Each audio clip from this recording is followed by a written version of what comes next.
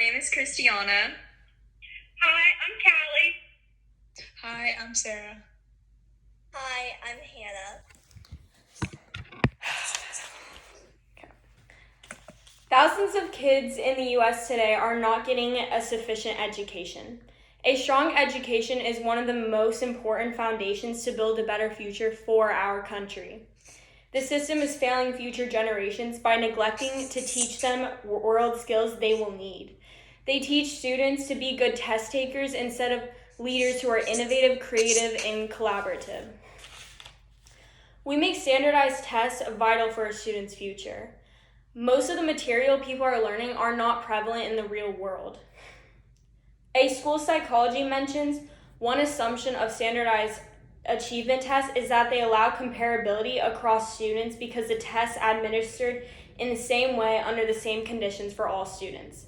You cannot run a system with a one-size-fits-all mindset. Standardized tests may be the easiest way to compare a student's skills conveniently, but it isn't enough. We ignore the students who struggle with learning disabilities such as ADHD, dyslexia, and testing anxiety. The system allows students to believe they are incapable of success because they aren't strong in a certain subject. We need to give opportunities to students so they can explore other strengths. The system is outdated.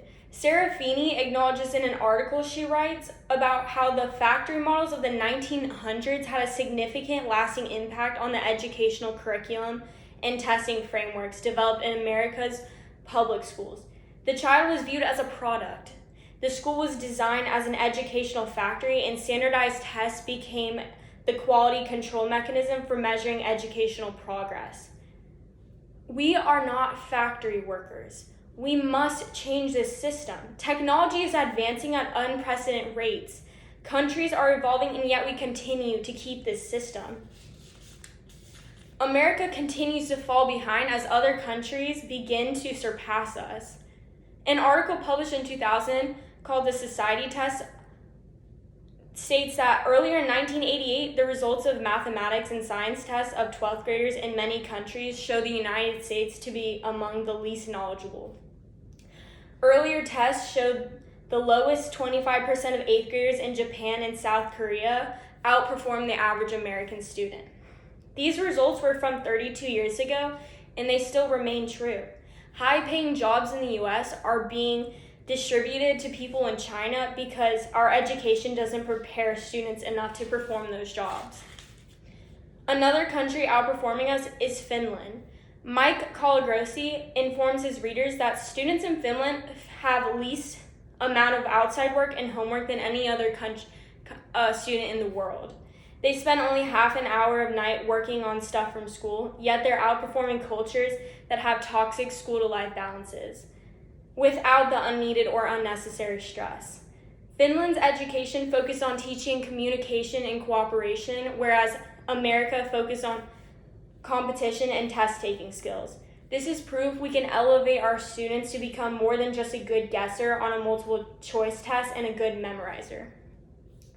The future generations will be able to learn how to solve global conflicts such as climate change and worldwide pandemics. We must build the leaders of our country. Another problem that arises in the system is inequality. Sadly, many minorities are excluded from a good education. Now, don't get me wrong, the government has tried to fix this problem. In 2015, the Obama administration passed a No Child Left Behind Act. The act increased the need for standardized testing and qualified teachers, as well as ensuring that kids in need have the help and underperforming schools are evaluated. Although what may have seemed like a step in the right direction only led to more problems.